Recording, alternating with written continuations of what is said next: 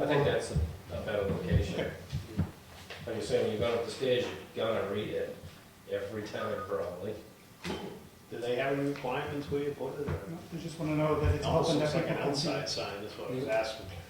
Well, it's not, we knew it wasn't going outside, although we did look at the possibility of in the vestibule out here, but that seemed to be something people were just walking by. Yeah. We've never Yeah. seen.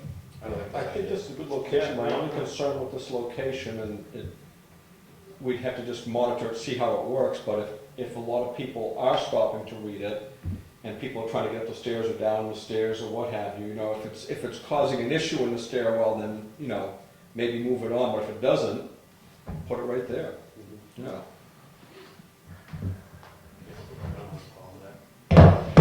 Yeah, it's heavy. That's a Photoshop piece of magic, by the way. Oh, is it? I couldn't think of any way of putting it temporarily on the wall without damaging Put the some wall. holes in the wall. You did a great job. Do we need anything official about that, or is it just okay? Go ahead. Like the census, yeah. The second topic is that after quite a while of quiet and unsuccessful efforts on the fundraising scene, we have reinvigorated the process. And if you were at the budget committee meeting in October, I guess, this is not new news, but I thought you should at least have it on file. We're looking for a team of 3 people, a true professional fundraiser at the top of the team, an associate to help with the large amount of legwork, and then someone who's basically a liaison between that effort and WPI's other interests. Most likely, I'm the third one in the volunteer slot, because that's what I've been doing for almost 10 years now. We have a candidate for the professional person after a number of very unsuccessful attempts to get people, either to find people or to get them interested. We seem to have very bad luck with people having medical problems, family problems, career changes, blah, blah, blah. But Carolyn Singer has her own company, does this professionally all over the state. There's her resume. Here is a one-page list of her successes. What's fun about it, and I think what will be productive about it, is that I am personally familiar with her work. Not because I've worked with her, but because I followed her. I became chairman of the board of directors at the Farm Museum, New Hampshire Farm Museum, the year that she left. And so I was left to administer all of the grants that she got. And it was quite impressive, the amount of money that she raised for those people, including a $100,000 matching grant that netted for the Farm Museum a $250,000 endowment fund, which is earning them income every year now in a wonderful way. So I know her work. I've not worked with her, but I know her work. We've met with her. We are in the process of working out a contract language, because we want this to be a formal arrangement, formal relationship. We don't need that with me. We have a candidate for the second position who we are meeting on Monday with all of us just to see what the chemistry is like, since these people will all need to work together very closely on this project. You want to say anything about her, or just wait till we... We'll wait till... I know more, okay. Lastly, we have a sort of a schedule mapped out of what we want to achieve and how. Carolyn has already begun. One of her policies is that before she accepts a project with a client, that she sits down and does a piece of research to find out what's available, how likely it is, what the history of the institution is. In other words, what the chances are of actually doing some progress. So she's done that work and is optimistic that we can be successful here, but she is constantly warning me not to get our hopes too high because, as she puts it, the environment is brutal out there. The competition for grants is really incredible in this economy. When we spoke to the Budget Committee, I think, in 2010, we promised them that we would coordinate our choices with the selectmen, so that's the reason I'm here. I'm not sure you want a formal discussion or a formal approval of this. I'm not sure what you would like to do about it, but this is the path that we're suggesting. Well, I think this is a huge step in the right direction, because I think it was a few years ago, I was asking about grant writers, and I think I asked the question of, well, do you have a resume where it says your successes? And apparently they do have them, because the last time I asked that question, they looked at me like I had 3 heads, but that's a step in the right direction. You're actually getting a track record and everything. There were a couple things that we had talked about yesterday, and I don't know if you guys want to bring them up, about things that we would like to do for the next year, if we can do it. Do you want to bring those up? Or? Yeah, well, I was just looking at their 2012 schedule, see what they were hoping Yeah. to do. Well, the schedule is about the process, it's not about the specific goals or Right. which particular things to do. I think that's a very important discussion that we need to have. And maybe this is the first step towards that. This is sort of a reminder and a reiteration of what we have said we were going to do as a collaborative team of the town and WPI. I don't need to read it, I don't think, into the record, but the first paragraph is essentially the first 2 paragraphs of the first town hall master plan, the actual town hall master plan, which was completed and endorsed by the selectmen back in 2004.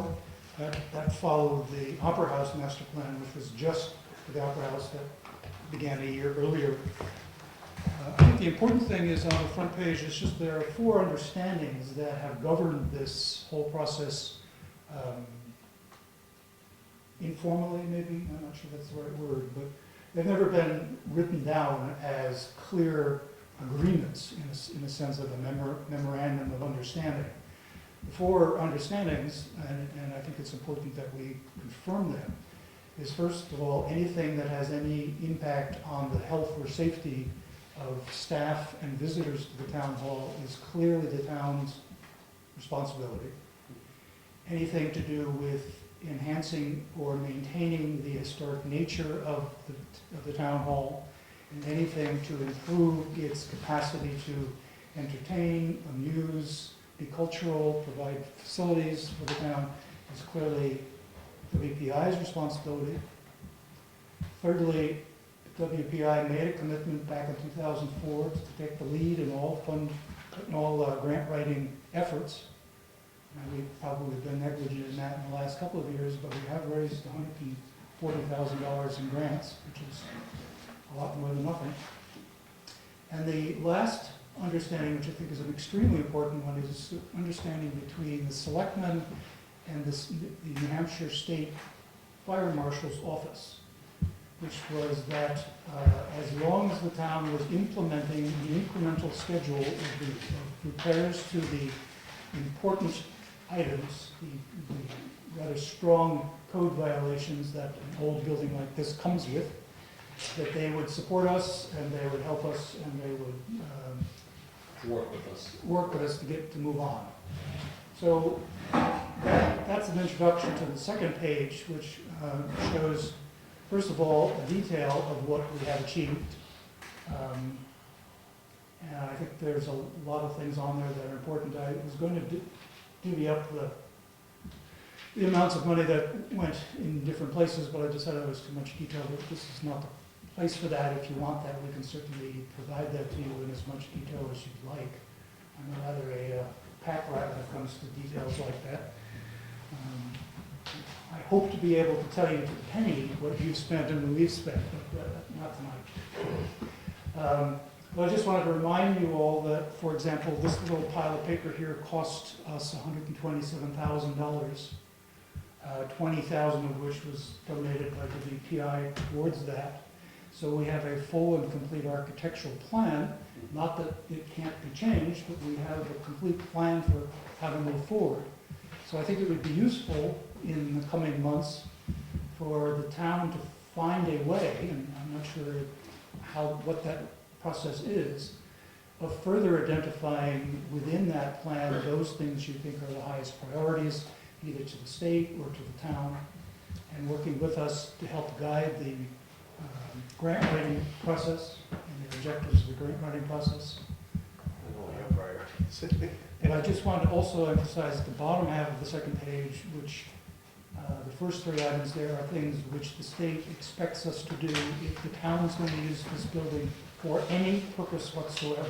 Do you have the letter from the state that Yes. talked about that? Because we're trying to get an updated letter, and we're probably going on a year or a year and a half now, trying to get it from the state. This was for 2004. Right, So so you're teetering 7, 8 years, and we haven't done a single thing on their list. Not true. No, let's see. The sprinkler system, the fire alarm system, well, as far as the basements. Well, you got the basement. Basement's completely done. Yeah. It meets all of the codes, which You is can, great. you can exit the building from the top to bottom, that's, you know, that. I mean, Depending on how No, the fire how vestibule, far you want to fall. no, I mean, the fire vestibule requirement is not there. Right, that's down in here. It's at both ends of the building. Yeah. It's a sealed, fireproof, one right, hour but fireproof. the rear's been completed, you know, No, There's he's talking about this side here. You could, Oh, the connect, you could get from the opera house down through a fire-rated hallway down You're to the supposed to bottom have floor to two. get out. Right, Two We did- emergency exits, and we don't have. right, but and what I'm saying is technically we do have one. And we did speak the other night addressing the problems. just, I know which one you're talking about, Go. the one out back here, what we're talking about, but technically we have put one egress out there that is fire-rated down to the bottom For floor. the opera And house. you could, for the opera For house. the opera house. Okay. This is what was discussed when the fire marshal's office was here in March.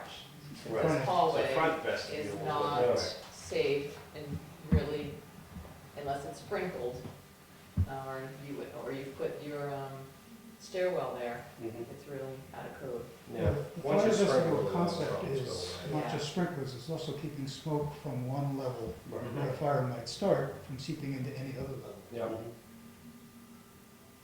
Well, I know, Mr. Wessel there always comments about when we have functions up there, they're keeping those doors shut, because that door on that corridor that I'm talking about is fire rated.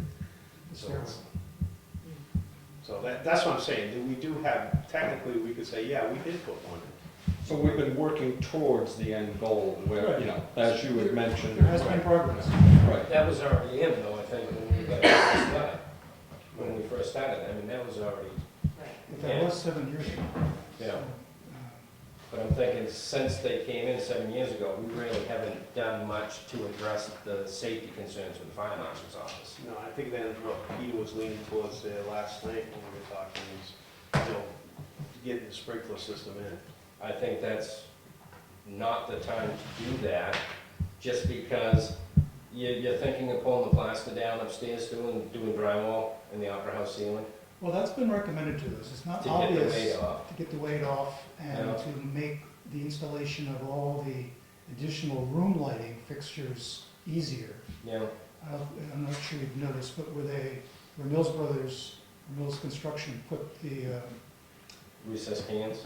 all that stuff in there, they had a very difficult time because every time they used their Sawzall, it would chug loose plaster all around it. Yeah. And then they had to fix the plaster, and fixing the plaster makes it look different than the other plaster. So Jay Moran, the structural engineer, was very excited about reducing the ceiling load on the roof by 2/3. Yeah, The GWB ceiling would be 1/3 of what's up there now in terms of weight. And fixing the floor of the opera house from underneath, which we've long known was going to be a bear of a project. well, that'd be the best time to put that sprinkler system in, is when you've removed all that plaster and lap, and then you can run the alarm system. It may It be, all needs to be choreographed at the it same may time. be the best time, but we've talked about it Monday night, Ken, and we've been talking about renovations to this building for the last 10 or 15 years. It doesn't happen fast, and the safety of the citizens and the safety of the employees are paramount and should be addressed. And now we're talking, we've heard tonight that they have plastic sprinkler system tubing, which wouldn't be a stretch of the imagination